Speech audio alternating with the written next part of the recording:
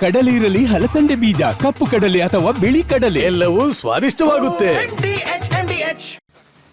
Karnataka prime ಟೈಮ್ಗೆ ಮತ್ತೊಮ್ಮೆ ಸ್ವಾಗತ. ನಾನು ಶ್ರೀಪಾದ್ ಪಾಟೀಲ್. ಸುದ್ದಿಗಳನ್ನು ನೋಡ್ತಾ ಹೋಗೋಣ. ನಾಳೆ ರಾಹುಲ್ ಗಾಂಧಿ ಡಿ.ಕೆ. ಶಿವಕುಮಾರ್ ಅವರು ಭೇಟಿಯಾಗಿ ಮಾತಾಡ್ಬಿಡ್ತಾರಂತೆ. ಕುರ್ಚಿ ಕದನದ ವಿಚಾರವಾಗಿ ಒಂದು ನಿರ್ಧಾರಕ್ಕೆ ಹೈಕಮಾಂಡ್ ಬಂದ್ಬಿಡುತ್ತೆ ಅನ್ನುವಂತಹ ಮಾತುಗಳು ಕೇಳಿ ಬರ್ತಾ ಇದೆ.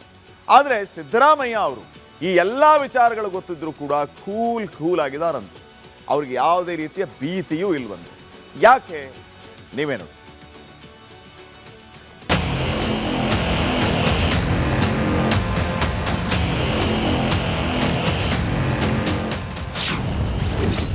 ಹಬ್ಬ ಮುಗಿಸಿ ದೆಹಲಿಗೆ ಹೊರಟ ಡಿಸಿಎಂ ಡಿಕೆಶಿ. ರಾಹುಲ್ ಗಾಂಧಿ ಮುಂದೆ ಹಠ ಹಿಡಿತಾರಾ ಬಂಡೆ? ಚಾತಕ ಪಕ್ಷಗಳು ಹೇಗಿದ್ವೋ ಏನೋ ಗೊತ್ತಿಲ್ಲ, ಆದರೆ ಚಾತಕ ಪಕ್ಷಗಳನ್ನೇ ಮೀರಿಸೋ ಮಟ್ಟಕ್ಕೆ ಡಿ.ಕೆ. ಶಿವಕುಮಾರ್ ಸಿಎಂ ಕುರ್ಚಿಗಾಗಿ ಕಾಯುತ್ತಿದ್ದಾರೆ. ಸರ್ಕಾರಕ್ಕೆ 2.5 ವರ್ಷ ಕಳಿತು. ನವೆಂಬರ್ ಕಳಿತು, ಡಿಸೆಂಬರ್ ಬಂದು ಹೋಯ್ತು, ಸಂಕ್ರಾಂತಿ ಕೂಡ ಮುಗಿತು. ಆದರೆ ಡಿಕೆಶಿ ಸಿಎಂ ಆಗಲೇ ಇಲ್ಲ. ಆದ್ದರಿಂದ ಬಂಡೆ ದೆಹಲಿ ಫ್ಲೈಟ್ ಹತ್ತುತ್ತಿದ್ದಾರೆ. ನಾಳೆ ರಾಹುಲ್ ಗಾಂಧಿ ಭೇಟಿಯಾಗಿ ಮುಖ್ಯಮಂತ್ರಿ ಮಾಡಿ ಅಂತ ಹಠ ಹಿಡಿಯಲಿದ್ದಾರೆ.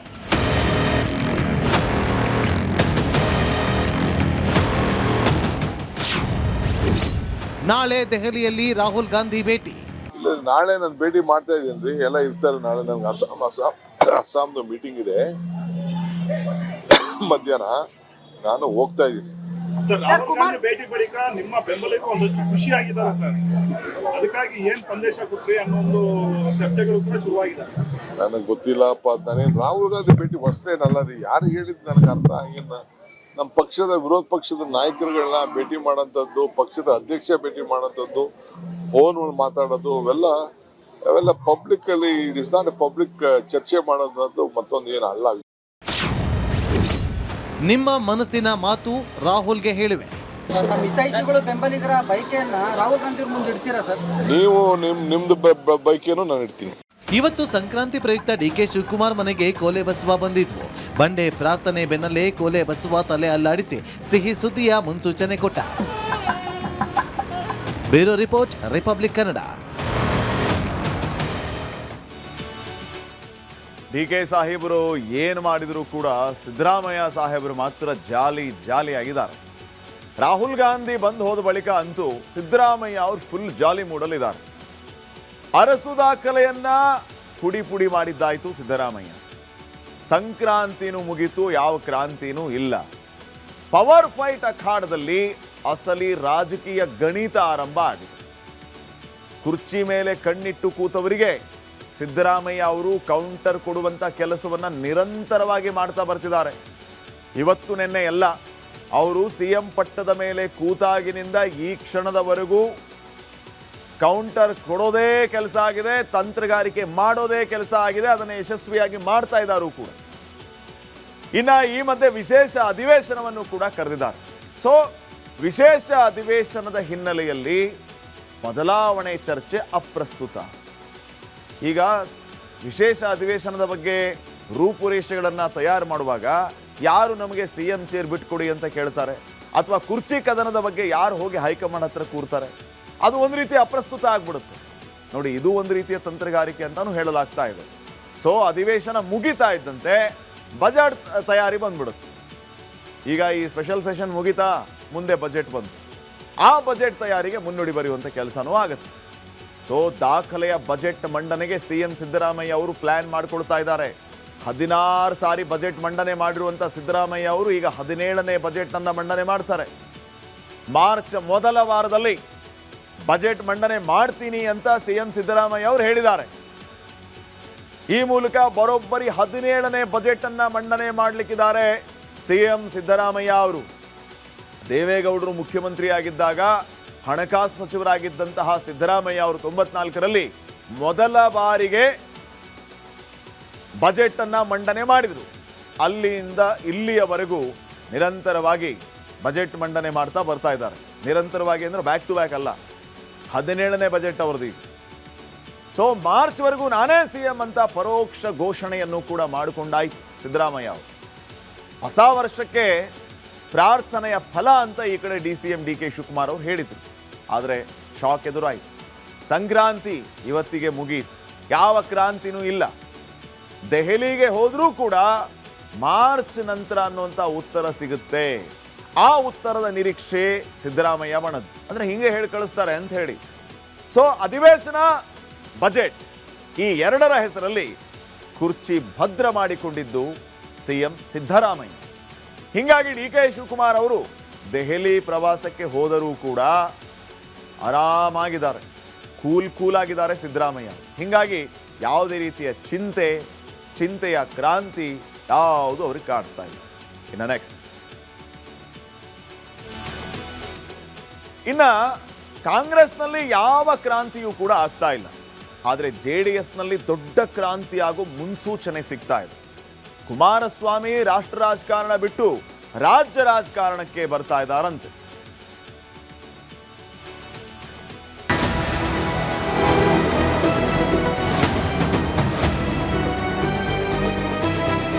ರಾಜ್ಯ ರಾಜಕಾರಣದಲ್ಲಿ ಜೆಡಿಎಸ್ ಪಾತ್ರ ಬಲು ದೊಡ್ಡದು. ಇದುವರೆಗೆ ಸ್ವಂತ ಬಲದಿಂದ ಅಧಿಕಾರಕ್ಕೇರಲವಾದರೂ 2 ರಾಜಕೀಯ ಪಕ್ಷಗಳನ್ನ ಬೋಗ್ರಿ ರೀತಿ ಆಟ ಆಡಿಸಿದೆ. 4 ಬಾರಿ ಸಿಎಂ ಪಟ್ಟಕ್ಕೇರಿದೆ. ಆದರೆ ಕಳೆದ ಕೆಲ ದಿನಗಳಿಂದ ದಳಪಕ್ಷ ಅಧಪತನದತ್ತ, ವಾಯುವೇಗದತ್ತ ಸಾಗುತ್ತಾ ಇದೆ. ಅದೇ ಕಾರಣಕ್ಕೆ ಗೌಡ್ರು ಅಸಲಿ ಆಟವನ್ನ ಶುರು ಮಾಡಿದ್ದಾರೆ. ರಾಜ್ಯ ರಾಜಕಾರಣಕ್ಕೆ ಕುಮಾರಸ್ವಾಮಿ ಎಂಟ್ರಿ. ದಳಪತಿಗಳ ಕೈತಪ್ಪಲಿದೆಯಾ ಕೇಂದ್ರ ಮಂತ್ರಿಗಿರಿ? ಸಂಕ್ರಾಂತಿ ದಿನವೇ ಕೇಂದ್ರ ಸಚಿವ ಎಚ್.ಡಿ. ಕುಮಾರಸ್ವಾಮಿ ರಾಜಕಾರಣದ ಪಥವನ್ನು ಬದಲಿಸಿದ್ದಾರೆ. 2028ಕ್ಕೆ ರಾಜ್ಯ ರಾಜಕಾರಣಕ್ಕೆ ರೀ ಎಂಟ್ರಿ ಕೊಡುವುದು ಖಚಿತ ಎಂಬ ಸಂದೇಶವನ್ನು ಕೊಟ್ಟಿದ್ದಾರೆ. ನಾನು ರಾಜ್ಯ ರಾಜಕಾರಣದಿಂದ ಹಿಂದೆ ಸರಿಯುವುದಿಲ್ಲ, ಯಾವ ಸಮಯದಲ್ಲಿ ವಾಪಸ್ ಆಗಬೇಕೆಂಬುದನ್ನು ಯೋಚಿಸುತ್ತೇನೆ ಅಂತ ಹೇಳಿದ್ದಾರೆ. ರಾಜ್ಯ ರಾಜಕಾರಣಕ್ಕೆ ಎಂಟ್ರಿ ಕೊಡ್ತೇನೆ. ಕೇಂದ್ರದಲ್ಲಿ ಗೌರವಾನ್ವಿತ ಪ್ರಧಾನಮಂತ್ರಿಗಳು ಏನೊಂದು ಹುದ್ದೆ ಕೊಟ್ಟಿದ್ದಾರೆ. ಆ 2 ಇಲಾಖೆಯಲ್ಲಿ ದೇಶದಲ್ಲಿ ಪ್ರಾಮಾಣಿಕವಾಗಿ ನನ್ನ ಕೈಲಿರೋ ಮಟ್ಟಿಗೆ 2 ಇಲಾಖೆಯಿಂದ ಒಳ್ಳೆಯ ಉತ್ತಮವಂಥ ಕೆಲಸಗಳನ್ನು ಮಾಡಲಿಕ್ಕೆ ಈಗಾಗಲೇ ಒಂದು ಫೌಂಡೇಶನ್ ಏನು ಹಾಕಿದ್ದೇನೆ. ಆ ಕೆಲಸದಲ್ಲಿ ಯಶಸ್ಸನ್ನು ಕಾಣಬೇಕು ಅನ್ನೋದು ಒಂದು ಭಾಗ. ರಾಜ್ಯದ ರಾಜಕಾರಣಕ್ಕೆ ಯಾವ ಸಮಯಕ್ಕೆ ಬರಬೇಕು ತೀರ್ಮಾನ ಒಟ್ಟು ಬರಲೇಬೇಕಾಗತ್ತಲ್ಲ. ಕರ್ನಾಟಕಕ್ಕೆ ಒಳ್ಳೆಯ ಸರ್ಕಾರ ಕೊಡಬೇಕು. ಇವತ್ತು ಮೈತ್ರಿಯ ಒಂದು ಒಪ್ಪಂದ ನಾವೇನು ಮಾಡ್ಕೊಂಡಿದ್ದೇವೆ. ಮೈತ್ರಿಯ ಒಪ್ಪಂದದಲ್ಲಿ ಒಂದು ಯಾವುದೇ ರೀತಿಯ ಗೊಂದಲಕ್ಕೆ ಅವಕಾಶ ಕೊಡದೆ ನಮ್ಮ ಉದ್ದೇಶ ಇರ್ತಕ್ಕಂಥದ್ದು ರಾಜ್ಯದಲ್ಲಿ ಒಂದು ಒಳ್ಳೆಯ ಸರ್ಕಾರ ತರಬೇಕು ಅನ್ನೋದು ವೈಯಕ್ತಿಕವಾಗಿ ನನ್ನ ಉದ್ದೇಶ ಇದೆ. ನನ್ನ ವೈಯಕ್ತಿಕವಾದ ಉದ್ದೇಶ. ಇವತ್ತು ರಾಜ್ಯದ ಆಡಳಿತ ಯಾವ ರೀತಿ ನಡೀತಾ ಇದೆ ಹಲವಾರು ವರ್ಷಗಳಿಂದ ನಾನು ಗಮನಿಸ್ತಾ ಇದ್ದೇನೆ. HDK versus BJP.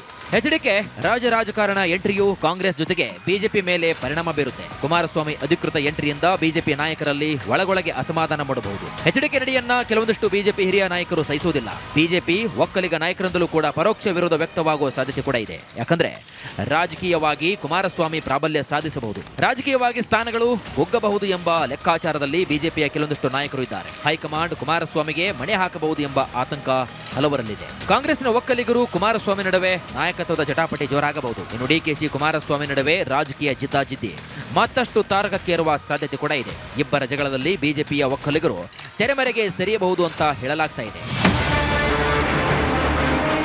ಗೊತ್ತಿಲ್ಲದೆ ಕೆಲವರು ಏನೇನೋ ಮಾತಾಡ್ತಾ ಇದ್ದಾರೆ. ಅಭ್ಯರ್ಥಿ ಯಾರು ಅಂತ ನಮ್ಮ ಪಕ್ಷ ನಿರ್ಧಾರ ಮಾಡುತ್ತೆ. ಮುಂದೆ ನಾನು ವಿಧಾನಸಭೆ ಚುನಾವಣೆಯಲ್ಲಿ ಸ್ಪರ್ಧೆ ಮಾಡ್ತೇನೆ. ವಾಸು ಎಚ್.ಎಸ್. ಶಂಕರಲಿಂಗೇಗೌಡರು ಇವರ ಹಾದಿಯಲ್ಲಿ ತಾನು ನಡೆಯುತ್ತೇನೆ ಅಂತ ಪ್ರತಾಪ್ ಸಿಂಹ ಅವರು ಹೇಳಿದ್ದಾರೆ.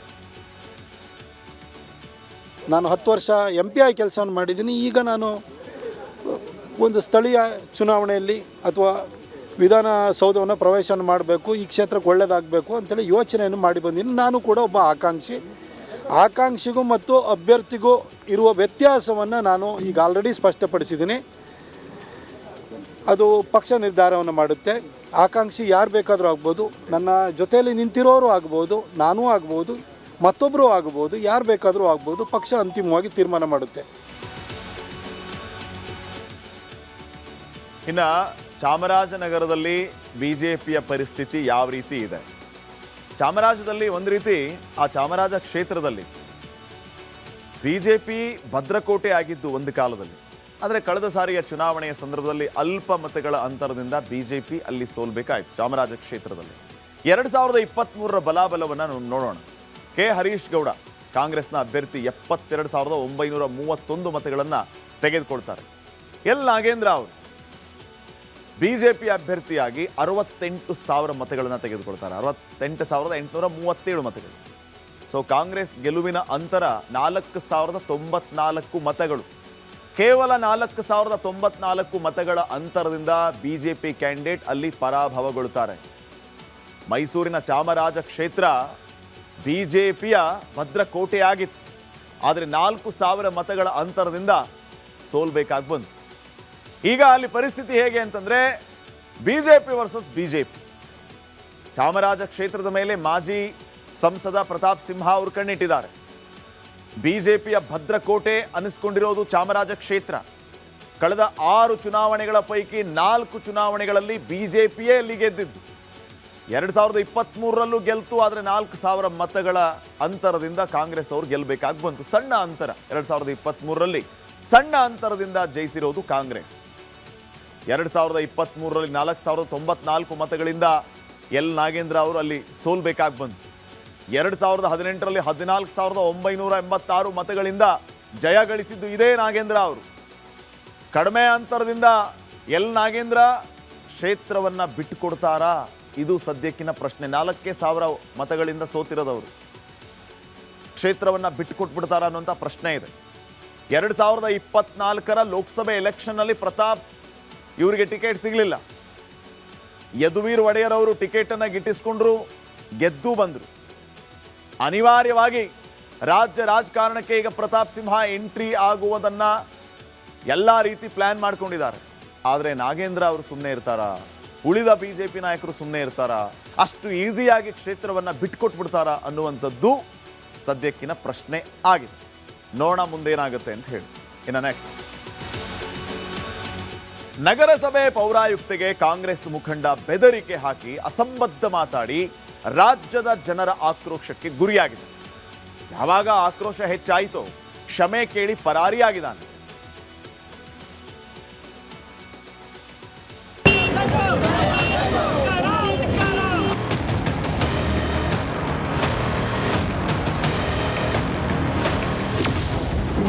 ಚಿಟ್ಲಘಟ್ಟದ ಬೈಗುಳಗಳ ರಾಜ ಏಕಾಏಕಿ ಎಸ್ಕೇಪ್. ಕಾಂಗ್ರೆಸ್ ನಾಯಕನ ಮಾತಿಗೆ ಕೇಸರಿ ಸೇನೆ ಕೆಂಡ. ಅಡಿಕೆಗೆ ಹೋದ ಮಾನ ಆನೆ ಕೊಟ್ಟರೂ ಬರಲ್ವಂತೆ. ಆ ಮಾತು ಚಿಟ್ಲಘಟ್ಟದ ಕಾಂಗ್ರೆಸ್ ಮುಖಂಡ ರಾಜು ಗೌಡಗೆ ಸರಿಯಾಗಿ ಅನ್ವಯ ಆಗುತ್ತೆ. ಬ್ಯಾನರ್ ತರುವ ವಿಚಾರಕ್ಕೆ ನಗರಸಭೆ ಪೌರಾಯುಕ್ತೆ ಅಮೃತ ಗೌಡಗೆ ಬೆದರಿಕೆ ಹಾಕಿ ಸಾಹೇಬರು ಸಂಕಷ್ಟಕ್ಕೆ ಸಿಲುಕಿಕೊಂಡಿದ್ದಾರೆ. ರಾಜು ಗೌಡ ವಿರುದ್ಧ ಬಿಜೆಪಿ ಹಾಗೂ ಜೆಡಿಎಸ್ ನಾಯಕರು ಇದೀಗ ಪ್ರತ್ಯೇಕ ದೂರನ್ನ ನೀಡಿದ್ದಾರೆ. ಸಿದ್ದರಾಮಯ್ಯ ಯಾರಿಗೂ ಮರ್ಯಾದೆ ಕೊಡಲ್ಲ, ರಾಜು ಗೌಡನನ್ನು ಒತ್ತು ಒಳಗೆ ಹಾಕಬೇಕು. ಒಂದು ಊರಿನ ಅಂದವನ್ನು ಹಾಳು ಮಾಡುವಂತಹ ಇಂತಹ ಒಂದು ಬೆಳವಣಿಗೆಗಳಿಗೆ ಅವಕಾಶ ಮಾಡಿಕೊಡ್ಬೇಡಿ. ಅದಕ್ಕಿಂತ ಮೊದಲು ಕರ್ನಾಟಕದಲ್ಲಿರುವಂತಹ ಅಧಿಕಾರಿ ವರ್ಗಕ್ಕೆ ಒಂದು ವಿಶ್ವಾಸ ಬರಬೇಕು ಅಂತ ಹೇಳಿದ್ರೆ ನಿಮ್ಮ ಪಕ್ಷದ ಪುಡಾರಿ ಇದನ್ನಲ್ಲ, ಅವನು ಒದ್ದು ಒಳಗಾಕಿ. ರಾಜು ಗೌಡ ತಪ್ಪನ್ನು ಸಮರ್ಥಿಸಿಕೊಳ್ಳಲ್ಲ. ಸಾಕ್ಷ್ಯ ಕ್ರಮ ತಗೊಳ್ತೀವಿ. ಯಾರೇ ಪಾರ್ಟಿ ಇಲ್ಲಿ, ಕಾಂಗ್ರೆಸ್ ಇಲ್ಲಿ, ಬಿಜೆಪಿ ಇಲ್ಲಿ, ದಳ ಇಲ್ಲಿ, ಅವ್ರು ಮಾಡಿದ ತಪ್ಪೇ. ಅದನ್ನ ಯಾವ ಸಮರ್ಥನೆ ಮಾಡಲ್ಲ ನಾವು, ರಕ್ಷಣೆ ಕೂಡ ಕೊಡೋದಿಲ್ಲ. ಜಮೀರ್ ಅಹಮದ್ ಮಗ ಇರಲಿ, ಯಾರೇ ಮಗ ಇರಲಿ, ಯಾರು ತಪ್ಪು ಮಾಡ್ತಾರೆ ಅವ್ರ ಮೇಲೆ ರಕ್ಷಣೆ ಕೊಡೋದಿಲ್ಲ ನಮ್ಮ ಸರ್ಕಾರದಲ್ಲಿ. ಅಂತ ತಪ್ಪು ಮಾಡೋದ್ರ ಮೇಲೆ ಈಗಾಗಲೇ FIR ಮಾಡಿ ಅವ್ರ ಮೇಲೆ ಆಕ್ಷನ್ ತಗೋಬೇಕಂತ ಹೇಳ್ತೀವಿ ನಾವು. ಕಾಂಗ್ರೆಸ್ ಮುಖಂಡ ರಾಜು ಗೌಡ ಬೆದರಿಕೆ ಪ್ರಕರಣ ರಾಜ್ಯಾದ್ಯಂತ ಕಿಡಿಹತ್ತಿದ್ದು ಕಾಂಗ್ರೆಸ್ ಪಕ್ಷಕ್ಕೆ ನುಂಗಲಾರದ ತುತ್ತಾಗಿದ್ದು ಸರ್ಕಾರ ಇದರ ಬಗ್ಗೆ ಯಾವ ರೀತಿ ಕ್ರಮವನ್ನು ಕೈಗೊಳ್ಳುತ್ತೆ ಕಾದು ನೋಡಬೇಕಾಗುತ್ತೆ.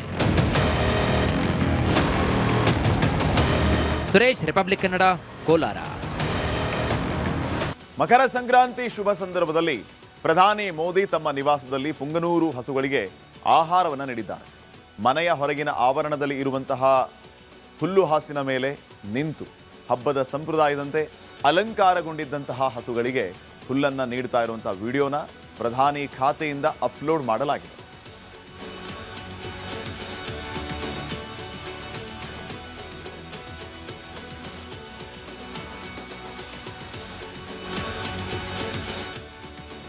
ಪ್ರಧಾನಿ ಮೋದಿ ಅವರು ಪುಂಗನೂರು ಹಸುಗಳನ್ನು ಸಾಕಿದ್ದಾರೆ. ಪುಂಗನೂರು ಹಸುವಿನ ತಳಿಗಳೇ ಅತ್ಯಂತ ವಿಶೇಷವಾದಂತಹ ತಳಿಗಳು. ಇತ್ತೀಚೆಗೆ ಸೋಷಿಯಲ್ ಮೀಡಿಯಾದಲ್ಲಂತೂ ಈ ಪುಂಗನೂರು ಹಸುಗಳ ಬಗ್ಗೆ ಸಿಕ್ಕಾಪಟ್ಟೆ ಚರ್ಚೆ ಆಗುತ್ತೆ, ವಿಡಿಯೋಸ್ ವೈರಲ್ ಆಗುತ್ತೆ. ಇಂಥ ಹಸುಗಳನ್ನು ಸಾಕಬೇಕು ಅಂತ ನೋಡಿದ ತಕ್ಷಣ ಅನಿಸುತ್ತೆ. ಆ ಪುಂಗನೂರು ಹಸುಗಳಿಗೂ ಕೂಡ ಮತ್ತು ಕರ್ನಾಟಕಕ್ಕೂ ಒಂದು ನಂಟಿದೆ. ಆಂಧ್ರದ ಚಿತ್ತೂರು ಜಿಲ್ಲೆಯ ಮೂಲದ ಹಸುಗಳು ಈ ಪುಂಗನೂರು ಹಸುಗಳು. ಪುಂಗನೂರು ಹಸು ವಿಶ್ವದ ಅತ್ಯಂತ ಚಿಕ್ಕ ಹಸುವಿನ ತಳಿ.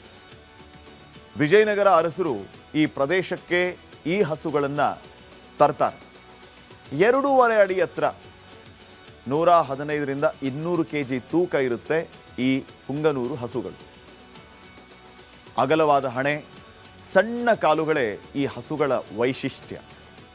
10ರಿಂದ 15 ಸೆಂಟಿಮೀಟರ್ ಉದ್ದದ ಚಿಕ್ಕ ಚಿಕ್ಕ ಕೊಂಬುಗಳು ಈ ಪುಂಗನೂರು ಹಸುವಿಗೆ ಇರುತ್ತೆ. ಬಹಳ ಮುದ್ದು ಮುದ್ದಾಗಿ ಕಾಣಿಸ್ತಾ ಇರ್ತವೆ ಈ ಹಸುಗಳು. ಉತ್ತಮ ಗುಣಮಟ್ಟದ ಹಾಲನ್ನು ನೀಡುತ್ತವೆ. ಬೆಣ್ಣೆ ಪ್ರಮಾಣವೂ ಕೂಡ ಹೆಚ್ಚು. ಈ ತಳಿಯ ಹಾಲು ತಿಮ್ಮಪ್ಪನ ನೈವೇದ್ಯಕ್ಕೆ ಬಳಕೆ ಆಗುತ್ತೆ. ಸುಲಭವಾಗಿ ಸಾಕಬಹುದು ಮತ್ತು ನಿರ್ವಹಣೆಯೂ ಕೂಡ ಬಹಳ ಸುಲಭ ಇದೆ. ಮನೆಯಲ್ಲೆಲ್ಲ ಓಡಾಡಿಕೊಂಡು, ಹಾಲಲ್ಲೆಲ್ಲ ಓಡಾಡ್ಕೊಂಡು ಇರ್ತವೆ ಮನೆಯಲ್ಲಿ ಸಾಕಿದರೆ. ಮೊನ್ನೆ ಒಂದು ವಿಡಿಯೋನೂ ವೈರಲ್ ಆಗಿತ್ತು, ನೀವು ನೋಡಿರಬಹುದು. ವಾಕಿಂಗ್ಗೆ ಈ ಪುಂಗನೂರು ಹಸುವನ್ನು ತಗೊಂಡ್ಬಂದಿದ್ರು ರಾತ್ರಿ ವಾಕಿಂಗ್ ಬರುವಾಗ. ಅಷ್ಟು ಜನ ಈ ಹಸುವಿನ ತಳಿಯನ್ನು ಪ್ರೀತಿ ಮಾಡ್ತಾ ಇದ್ದಾರೆ. ಪ್ರಧಾನಿ ಮೋದಿಯವರು ಕೂಡ ಈ ಪುಂಗನೂರು ಹಸುಗಳನ್ನು ಸಾಕಿದ್ದಾರೆ. ಮುಂಬೈನಲ್ಲಿ ಒಂದು ರೀತಿ ಅಧಿಕಾರದ ಮಹಾಯುದ್ಧವೇ ನಡೀತಾ ಇದೆ. ಇಡೀ ದೇಶದಲ್ಲಿ ಶ್ರೀಮಂತ ಪಾಲಿಕೆ ಅಂತಂದ್ರೆ ಅದು ಮುಂಬೈ ಮಹಾನಗರ ಪಾಲಿಕೆ. ಇಲ್ಲಿ ಯಾರು ಚುಕ್ಕಾಣಿಯನ್ನ ಹಿಡಿತಾರೆ ಅನ್ನುವಂಥದ್ದು ಸದ್ಯಕ್ಕಿನ ಪ್ರಶ್ನೆ ಆಗಿದೆ. Thackeray brothers or BJP. ಹಲವು ವರ್ಷಗಳಿಂದ ಮುಂಬೈ ಮಹಾನಗರ ಪಾಲಿಕೆಯಲ್ಲಿ ಹಿಡಿತವನ್ನ ಸಾಧಿಸಿರೋದು ಠಾಕ್ರೆ ಫ್ಯಾಮಿಲಿ. ಆದರೆ ಈ ಸಾರಿ ಏನಾಗ್ಬೋದು? ವೋಟಿಂಗೂ ಆಗಿದೆ, ಎಕ್ಸಿಟ್ ಪೋಲ್ಗಳು ಬಂದಿವೆ. ಅದು ಏನು ಹೇಳುತ್ತೆ ನೀವೇನು?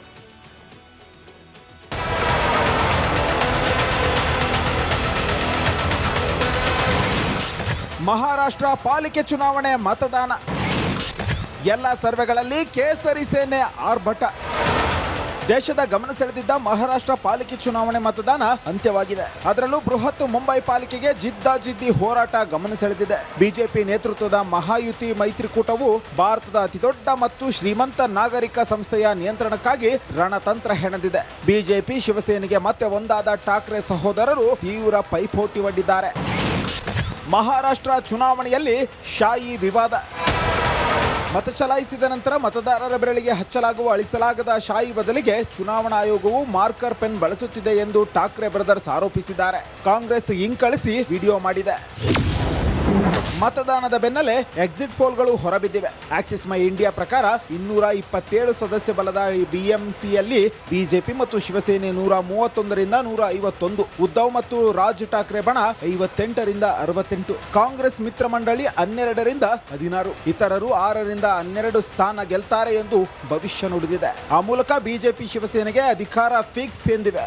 ಸಕಾಲ್ ಎಕ್ಸಿಟ್ ಪೋಲ್ ಪ್ರಕಾರ ಬಿಜೆಪಿ ಶಿವಸೇನೆ 119, ಉದ್ಧವ್ ಮತ್ತು ರಾಜ್ ಠಾಕ್ರೆ ಬಣ 75, ಕಾಂಗ್ರೆಸ್ ಮಿತ್ರಕೂಟ 20, ಇತರರು 14 ಸ್ಥಾನ ಗೆಲ್ತಾರಂತೆ. ಈ ಸರ್ವೆ ಪ್ರಕಾರವೂ ಬಿಜೆಪಿ ದೋಸ್ತಿಗೆ ಅಧಿಕಾರ ಒಲಿಯುತ್ತೆ. ಜನಮತ ಎಕ್ಸಿಟ್ ಪೋಲ್ ಪ್ರಕಾರ ಬಿಜೆಪಿ ಶಿವಸೇನೆ 138, ಉದ್ಧವ್ ಮತ್ತು ರಾಜ್ ಠಾಕ್ರೆ ಬಣ 62, ಕಾಂಗ್ರೆಸ್ ಟೀಮ್ 20, ಇತರರು 7 ಸ್ಥಾನ ಗೆಲ್ತಾರಂತೆ. ಟಿಎಂಸಿಯಲ್ಲಿ 25 ವರ್ಷಗಳಿಂದ ಠಾಕ್ರೆ ಕುಟುಂಬದ ಹಿಡಿತವಿದೆ. ಅದನ್ನ ಬಿಜೆಪಿ ಶಿವಸೇನೆಗೆ ಅದೇಗೆ ತಡೆಯುತ್ತಾರೆ ಅನ್ನೋದು ಸದ್ಯದ ಕುತೂಹಲ. News desk, republic Kannada. ನೋಡಿ, ಮಹಾರಾಷ್ಟ್ರದಲ್ಲಿ ಬಿಎಂಸಿ ಚುನಾವಣೆಗೆ ಮತದಾನ ನಡೆದಿದೆ. ಇವತ್ತು ವೋಟಿಂಗ್, ನಾಳೆಯೇ ಮತ ಎಣಿಕೆ ಕಾರ್ಯ ನಡೆಯುತ್ತೆ. ಮುಂಬೈ ಸೇರಿದಂತೆ 29 ನಗರ ನಿಗಮಗಳಿಗೆ ವೋಟಿಂಗ್ ನಡೆದಿರೋದು. ಬಿಎಂಸಿ ಚುನಾವಣೆಯಲ್ಲಿ ಎಲ್ಲ ಪಕ್ಷಗಳ ಪ್ರತಿಷ್ಠೆ ಪಣಕ್ಕೆ ಇಡುವಂತಹ ಕೆಲಸ ಆಗಿದೆ.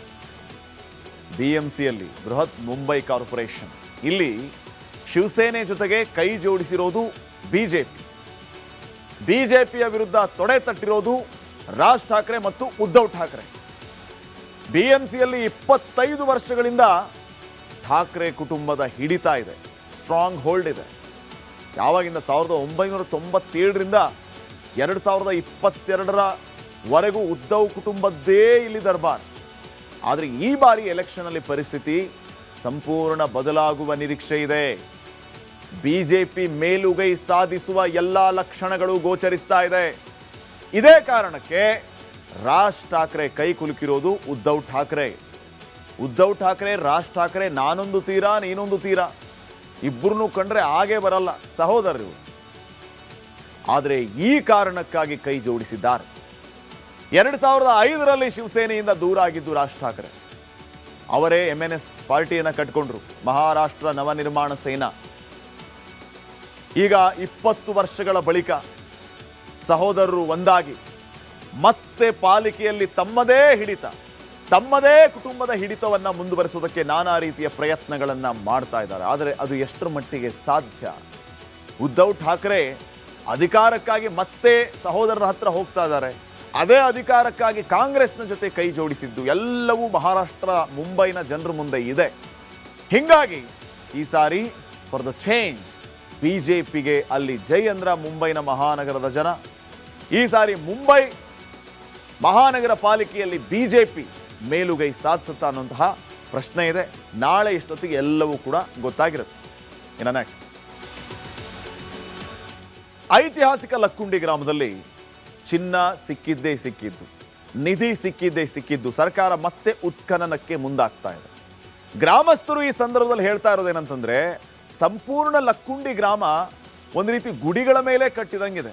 ಕೆಲವು ಕಡೆ ಗುಡಿಗಳ ಮೇಲೆ ಮನೆಗಳಿವೆ.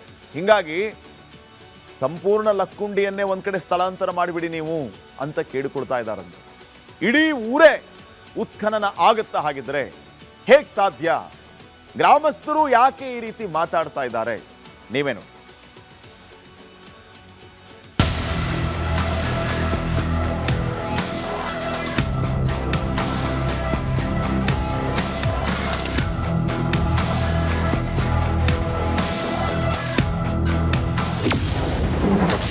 ಲಕ್ಕುಂಡಿಯಲ್ಲಿ ನಿಧಿ ಪತ್ತೆ ಬೆನ್ನಲ್ಲೇ ಉತ್ಖನನ. 101 ಬಾವಿ, ದೇಗುಲದಡಿ ಇದೆಯಾ ಚಿನ್ನದ ಖಜಾನೆ? ಲಕ್ಕುಂಡಿ ಗ್ರಾಮ ಪುರಾತನ ಹಿನ್ನೆಲೆ ಹೊಂದಿರುವಂತಹ ಗ್ರಾಮ. ಈ ಗ್ರಾಮವನ್ನ ಈ ಹಿಂದೆ ಕಲ್ಯಾಣ ಚಾಲುಕ್ಯರು, ವಿಜಯನಗರ ಅರಸರು ಆಳ್ವಿಕೆ ಮಾಡಿದ್ದಾರೆ. ಇಲ್ಲಿ 101 ದೇವಸ್ಥಾನ, 101 ಬಾವಿ ಇರೋದು ವಿಶೇಷ. ಹೀಗಾಗಿ ಈ ದೇವಸ್ಥಾನದ ಬಳಿ ಅಪಾರವಾದ ಚಿನ್ನ, ವಜ್ರ, ವೈಡೂರ್ಯ ಇದೆ ಅಂತ ಹೇಳಲಾಗ್ತಾ ಇದೆ. ಜನವರಿ 10ರಂದು ರಿತ್ತಿ ಕುಟುಂಬ ಮನೆಯ ಪಾಯ ಮುಚ್ಚುವ ವೇಳೆ ಚಿನ್ನದ ನಿಧಿ ಪತ್ತೆಯಾಗಿತ್ತು. ಇದರ ಬೆನ್ನಲ್ಲೇ ಕೋಟೆ ವೀರಭದ್ರೇಶ್ವರ ದೇವಸ್ಥಾನದ ಬಳಿ ಉತ್ಖನನಕ್ಕೆ ಲಕ್ಕುಂಡಿ ಅಭಿವೃದ್ಧಿ ಪ್ರಾಧಿಕಾರ ಮುಂದಾಗಿದೆ. ಡಾಕ್ಟರ್ TM ಕೇಶವ್ ಅವರ ಒಂದು ನಿರ್ದೇಶನದಲ್ಲಿ, ಡಾಕ್ಟರ್ R ಶೇಜೇಶ್ವರ್ ಅವರ ಒಂದು ಉಪನಿರ್ದೇಶನದಲ್ಲಿ ಈ ಒಂದು ಉತ್ಖನನ ಕಾರ್ಯ ಪ್ರಾರಂಭವಾಗಲಿದೆ. ಇದಕ್ಕೆ ಬೇಕಾದಂಥ ಸುಮಾರು 20 ಹೆಣ್ಣು ಮಕ್ಕಳು ಕಾರ್ಮಿಕರು, ಒಂದು 10 ಜನ ಪುರುಷ ಕಾರ್ಮಿಕರು, ಸೂಪರ್ವೈಸರ್ಗಳು, ಪುರಾತತ್ವ ಇಲಾಖೆ ಸೆಂಟ್ರಲ್ ಸಿಬ್ಬಂದಿ, ರಾಜ್ಯ ಸಿಬ್ಬಂದಿ ಇವರೆಲ್ಲರ ನೇತೃತ್ವದಲ್ಲಿ ಉತ್ಖನನ ಕಾರ್ಯ ಪ್ರಾರಂಭವಾಗಲಿದೆ. ದೇಗುಲದ ಮೇಲಿರುವ ಲಕ್ಕುಂಡಿ ಶಿಫ್ಟ್ಗೆ ಪಟ್ಟು. ಇಡೀ ಗ್ರಾಮನೇ ಉತ್ಖನನ ಮಾಡಿದ್ರೆ ನಿಮ್ಗೆ ಎಲ್ಲೋ ಒಂದು ಕಡೆ ಸಿಗಬಾರ್ದು, ಸಿಕ್ತಂದ್ರೆ ಗೌರ್ಮೆಂಟ್ಗೆ ಹೆಚ್ಚಿಂದ ಆಗಬಾರ್ದು. ಎಲ್ಲ ಸಾಲ ಮಾಡಲ್ಲ, ನಮ್ಮ ಲಕ್ಕುಂಡಿ ಸಾಲನ ಮಾಡಲಾಗುತ್ತೆ. ಅಂದ್ರೆ ಗ್ರಾಮವನ್ನು ಸ್ಥಳಾಂತರ ಮಾಡ್ಬೇಕಂತೀರಿ? ಹೌದು, ಲಕ್ಕುಂಡಿ ಸ್ಥಳಾಂತರ ಮಾಡಿದ್ರೆ ನಿಮ್ಗೆ ಏನಾರ ಒಂದು ಮಾಡಿದ್ದಕ್ಕೂ ಯಶಸ್ವಿ ಸಿಗ್ಬೋದು. ಇಲ್ಲದ್ರೆ ನಿಮ್ಗೆ ಎಂದೂ ಯಶಸ್ವಿ ಸಿಗೋದು ಲಕ್ಕುಂಡಿ. ನಿಧಿ ಸುತ್ತ ಸರ್ಪಗಾವಲು, ಕೋಣ ಕಾವಲು. ಅಲ್ಲಿ ಕಾವಲಿ ಐತಿ, ಇಲ್ಲಿ ಕಾವಲಿ ಅದಾವು. ಈ ಊರಾಗ ರಾಜರಾಳಿದ್ದು ಊರು. ಇದು ರೀ ಘಟ್ಟ ಸರ್ಪ ರೀ, ಕೋಣ. ಆಮೇಲಿಂದ ಈರಾಣನ ಗುಡಿಲಿಂದ ಶಾವಿಗೆ ಮರ ಬರ್ಮಪ್ಪನ ಗುಡಿಗೆ ಗವಿ ಐತಿ ಅಂತಂದ್ರಿ. ಇನ್ನು ಗ್ರಾಮದಲ್ಲಿ ನಿಧಿ ಪತ್ತೆಯಾದ ಬಳಿಕ ದೇವಸ್ಥಾನಗಳ ಮೇಲೆ ನಿಧಿಗಳ್ಳರ ಹಾವಳಿ ಹೆಚ್ಚಾಗುವ ಆತಂಕ ಎದುರಾಗಿತ್ತು. ಈ ಕುರಿತು ರಿಪಬ್ಲಿಕ್ ಕನ್ನಡ ವಿಸ್ತೃತ ವರದಿ ಬೆನ್ನಲ್ಲೇ CCTV ಅಳವಡಿಕೆ, ಭದ್ರತೆ ನೀಡಲು ಲಕ್ಕುಂಡಿ ಪ್ರಾಧಿಕಾರ ಮುಂದಾಗಿದೆ.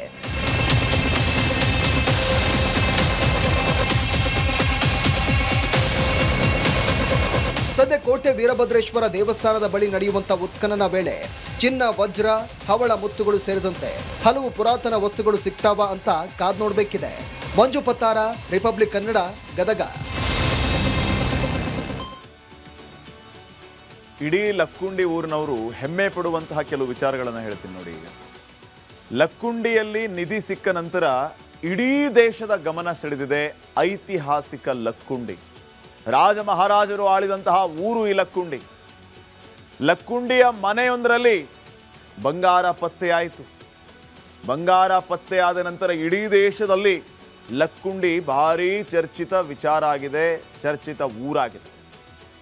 ಸರ್ಕಾರಕ್ಕೆ 65 ಲಕ್ಷ ರೂಪಾಯಿ ಮೌಲ್ಯದ ಚಿನ್ನಾಭರಣವನ್ನ ಪ್ರಾಮಾಣಿಕವಾಗಿ ಆ ರಿತ್ತಿ ಕುಟುಂಬದವರು ಹಸ್ತಾಂತರ ಮಾಡಿದರು. ಆದ ಮೇಲೆ ಮತ್ತೊಬ್ಬ ವ್ಯಕ್ತಿಗೆ ಮುತ್ತು, ರತ್ನ, ಹವಳ, ನೀಲಮಣಿ ಎಲ್ಲವೂ ಕೂಡ ಸಿಕ್ತು. ಅದನ್ನು ಕೂಡ ಅವರು ಹಸ್ತಾಂತರ ಮಾಡಿದರು ಸರ್ಕಾರಕ್ಕೆ. ಈ ಲಕ್ಕುಂಡಿ ಊರಿನ ಹಿನ್ನೆಲೆ ಏನು? ಪೌರಾಣಿಕ ಐತಿಹಾಸಿಕ ಹಿನ್ನೆಲೆ ಇದೆ ಈ ಲಕ್ಕುಂಡಿ ಗ್ರಾಮಕ್ಕೆ. ಪೌರಾಣಿಕ ಐತಿಹಾಸಿಕ ಹಿನ್ನೆಲೆಯನ್ನು ಹೊಂದಿರೋದೇ ಈ ಲಕ್ಕುಂಡಿ ಗ್ರಾಮ. ಲಕ್ಕುಂಡಿ ದಾನವೀರ ಶಿಬಿ ಚಕ್ರವರ್ತಿಯ ನಾಡಾಗಿತ್ತು. ಶಿಬಿ ಚಕ್ರವರ್ತಿಯ ಊರು ಈ ಲಕ್ಕುಂಡಿ. ಆತ ದಾನವೀರ ಅಂತ ಕರೆಸ್ಕೊಂಡಿದ್ದ. ಅಂಥ ಊರು ಈ ಲಕ್ಕುಂಡಿ. ಇನ್ನು ಅಲ್ಲಿ ವಜ್ರ, ವೈಡೂರ್ಯ, ಚಿನ್ನ, ಮುತ್ತು, ಹವಳ ಇಲ್ಲದೆ ಇರುತ್ತಾ? ಜಿನಭಕ್ತ ದಾನ ಚಿಂತಾಮಣಿ ಅತ್ತಿಮಬ್ಬೆಯ ಕರ್ಮಭೂಮಿ ಈ ಲಕ್ಕುಂಡಿ. ಅಜಗಣ್ಣ ಮುಕ್ತಾಯಕ್ಕರಂತಹ ಶಿವಶರಣರ ಧಾರ್ಮಿಕ ಬೀಡಾಗಿದ್ದು ಇದೇ ಲಕ್ಕುಂಡಿ ಗ್ರಾಮ. ಇಲ್ಲಿ 100ಕ್ಕೂ ಹೆಚ್ಚು ದೇವಸ್ಥಾನ ಹಾಗೂ ಬಾವಿಗಳು ಇದ್ವು.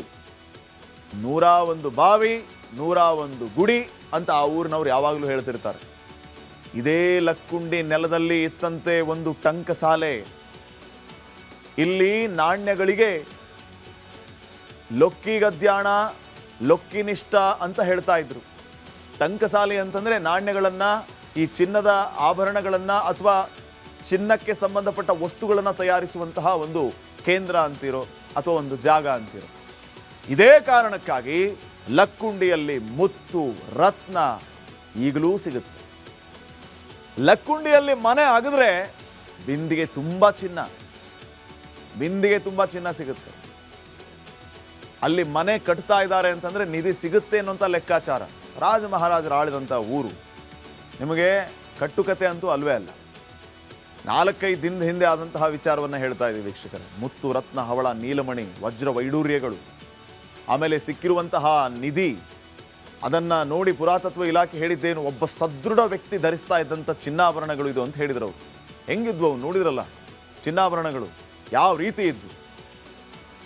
ಸೊ ಅಲ್ಲಿ ಮನೆಗಳನ್ನು ಪಾಯ ತೊಡೋದಕ್ಕೆ ಸ್ಟಾರ್ಟ್ ಮಾಡಿದರೆ ಅಲ್ಲಿ ನಿಧಿ ಸಿಗುತ್ತೆ ಅನ್ನೋಂಥ ಲೆಕ್ಕಾಚಾರ ಇದೆ. ಸೊ ಈ ರೀತಿ ಶ್ರೀಮಂತಿಕೆಯ ಊರು ಲಕ್ಕುಂಡಿ. ಈ ರೀತಿ ಪೌರಾಣಿಕ ಐತಿಹಾಸಿಕ ಹಿನ್ನೆಲೆಯನ್ನು ಹೊಂದಿರುವಂಥ ಒಂದು ಸುಂದರವಾದಂತಹ ಗ್ರಾಮ ಲಕ್ಕುಂಡಿ. ಇನ್ನು ನೆಕ್ಸ್ಟ್, ಅಮೇರಿಕಾ ಡೆನ್ಮಾರ್ಕ್ನ ಬಲಾಬಲ ಏನು ಅನ್ನೋದನ್ನು ನೋಡಬೇಕಾಗುತ್ತೆ. $912 ಬಿಲಿಯನ್ ಸೇನಾ ಬಜೆಟ್ ಅಮೇರಿಕಾದ. ಇನ್ನು ಕೇವಲ $7 ಮಿಲಿಯನ್ ಡೆನ್ಮಾರ್ಕ್. 5155 ಅಣ್ವಸ್ತ್ರಗಳನ್ನು ಅಮೇರಿಕ ಹೊಂದಿದೆ. ಡೆನ್ಮಾರ್ಕ್ ಹತ್ರ ಒಂದೇ ಒಂದು ಅಣ್ವಸ್ತ್ರ ಇಲ್ಲ. 21 ಲಕ್ಷ ಯೋಧರನ್ನು ಹೊಂದಿರುವಂಥದ್ದು ಅಮೇರಿಕ. ಆದರೆ ಡೆನ್ಮಾರ್ಕ್ನಲ್ಲಿ ನೋಡಿ ಈ ರೀತಿಯ ಪರಿಸ್ಥಿತಿ ಸದ್ಯಕ್ಕೆ ನಿರ್ಮಾಣ ಆಯಿತು. 21 ಲಕ್ಷ ಯೋಧರು ಅಮೇರಿಕಾದಲ್ಲಿದ್ದರೆ 83,000 ಯೋಧರು ಮಾತ್ರ ಡೆನ್ಮಾರ್ಕ್ನಲ್ಲಿ. ಇನ್ನು ಯುದ್ಧ ವಿಮಾನಗಳು ಎಷ್ಟೆಷ್ಟಿದೆ ಅಂತ ನೋಡಿದರೆ ಬರೀ 117 ಯುದ್ಧ ವಿಮಾನಗಳು ಎಲ್ಲಿ ಡೆನ್ಮಾರ್ಕಲ್ಲಿರೋದು. 13,043 ಯುದ್ಧ ವಿಮಾನಗಳಿರೋದು ಅಮೇರಿಕಾದ. ಇನ್ನು 4,640 ಯುದ್ಧ ಟ್ಯಾಂಕ್ಗಳು ಇರೋದು ಅಮೇರಿಕಾದಲ್ಲಿ. 44 ಯುದ್ಧ ಟ್ಯಾಂಕ್ಗಳಿರೋದು ಡೆನ್ಮಾರ್ಕಲ್ಲಿ. 1,521 ಆರ್ಟಿಲರಿ ಅಮೇರಿಕಾದಲ್ಲಿ, 19 ಆರ್ಟಿಲರಿ ಡೆನ್ಮಾರ್ಕ್ ಸೇನೆಯಲ್ಲಿ. ಇನ್ನು 1,878 ಫೀಲ್ಡ್ ಆರ್ಟಿಲರಿ ಡೆನ್ಮಾರ್ಕಲ್ಲಿ ಇಲ್ಲ, ಅಮೇರಿಕಾದಲ್ಲಿ. ಬಿಗ್ ಝೀರೋ ಡೆನ್ಮಾರ್ಕಲ್ಲಿ. 1,531 ರಾಕೆಟ್ ಲಾಂಚರ್ ಇರೋದು ಅಮೇರಿಕಾದಲ್ಲಿ, ಈ ಕಡೆ ಕೇವಲ 8.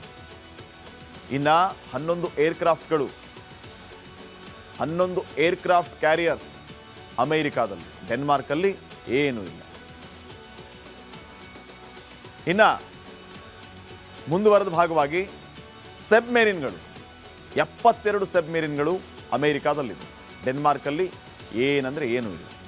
ಡೆಸ್ಟ್ರಾಯರ್ಸ್ 74 ಅಮೇರಿಕಾದಲ್ಲಿ, ಡೆನ್ಮಾರ್ಕಲ್ಲಿ 0. ಯುದ್ಧ ವಿಮಾನಗಳು 18,045 ಅಮೇರಿಕಾದಲ್ಲಿ, 127 ಡೆನ್ಮಾರ್ಕಲ್ಲಿ.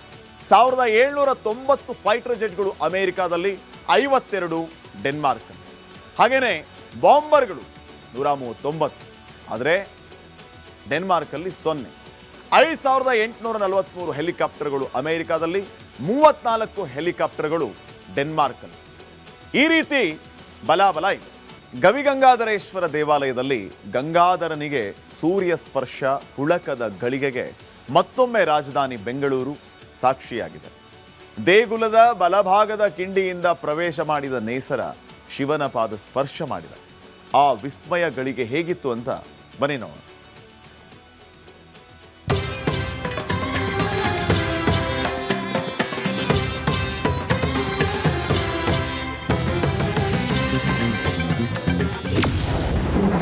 ಗವಿಗಂಗಾಧರೇಶ್ವರನಿಗೆ ಸೂರ್ಯ ನಮಸ್ಕಾರ.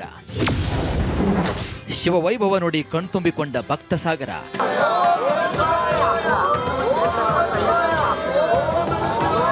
ಸೂರ್ಯದೇವ ರಾಜರಾಜಧಾನಿ ಬೆಂಗಳೂರು ಜನರ ಸಂಭ್ರಮ ಹೆಚ್ಚಿಸಿದ್ದಾನೆ. ವಿಶ್ವ ಪ್ರಸಿದ್ಧ ಗವಿಗಂಗಾಧರೇಶ್ವರ ದೇಗುಲ ಪ್ರತಿ ವರ್ಷದಂತೆ ಈ ವರ್ಷವೂ ಕೂಡ ವಿಶೇಷ ಕೌತುಕವೊಂದಕ್ಕೆ ಸಾಕ್ಷಿಯಾಗಿದೆ. ಸೂರ್ಯ ದಕ್ಷಿಣ ಪಥದಿಂದ ಉತ್ತರ ಪಥಕ್ಕೆ ತನ್ನ ದಿಕ್ಕನ್ನ ಬದಲಿಸುವಂತಹ ಗಳಿಗೆ ಇದಾಗಿದೆ. ಈ ಶುಭ ಸಂದರ್ಭದಲ್ಲಿ ಸೂರ್ಯನ ಕಿರಣಗಳು ಗವಿಗಂಗಾಧರೇಶ್ವರ ದೇಗುಲದಲ್ಲಿರುವಂತಹ ಶಿವಲಿಂಗ ಸ್ಪರ್ಶಿಸಿವೆ.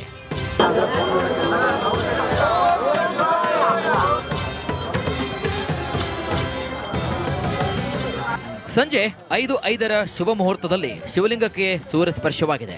ದೇಗುಲದ ಹಂಸ ದ್ವಾರದ ಮೂಲಕ ನಂದಿಯನ್ನ ಸ್ಪರ್ಶಿಸಿದ ಭಾಸ್ಕರ ನಂದಿಯ ಕೊಂಬಿನ ಮೂಲಕ ಹಾದು ಹೋಗಿ ಈಶ್ವರನ ಪೀಠ ಸ್ಪರ್ಶಿಸಿದ ನಂತರ ನಿಧಾನವಾಗಿ ಶಿವಲಿಂಗ ಸ್ಪರ್ಶ ಮಾಡಿದ್ದಾನೆ. ಈ ವಿಸ್ಮಯವನ್ನ ಭಕ್ತಗಣ ಕಣ್ತುಂಬಿಕೊಂಡಿದೆ. ಸೂರ್ಯರಶ್ಮಿ ಗರ್ಭಗುಡಿ ಪ್ರವೇಶ ಮಾಡುತ್ತಲೇ ಗಂಗಾಧರನಿಗೆ ದೀಪಾರಾಧನೆ ಪ್ರಾರಂಭವಾಯಿತು.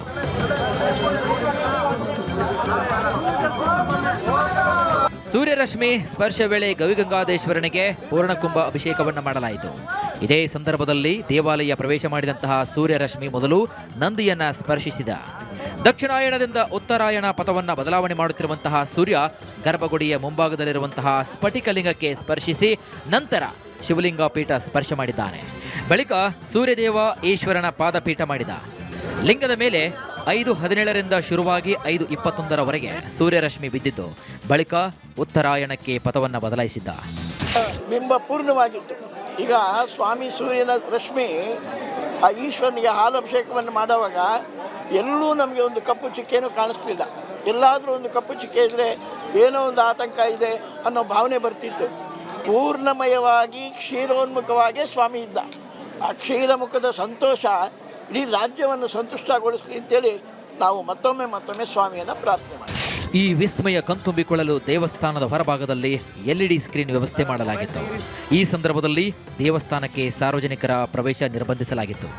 ದೇವಸ್ಥಾನದ ಆವರಣದಲ್ಲಿ ಭಕ್ತರಿಗಾಗಿ ಟೆಂಟ್, ಶಾಮಿಯಾನದ ವ್ಯವಸ್ಥೆಯನ್ನು ಕೂಡ ಮಾಡಿಕೊಳ್ಳಲಾಗಿತ್ತು.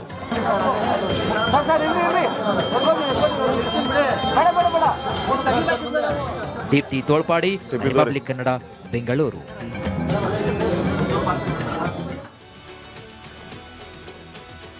ಇದಾಗಿತ್ತು ಇವತ್ತಿನ ಕರ್ನಾಟಕ ಪ್ರೈಮ್ ಟೈಮ್. ನೋಡ್ತಾ ಇರಿ ರಿಪಬ್ಲಿಕ್ ಕನ್ನಡ, ಇದು ನಿಮ್ಮ ಧ್ವನಿ. ನಮಸ್ಕಾರ.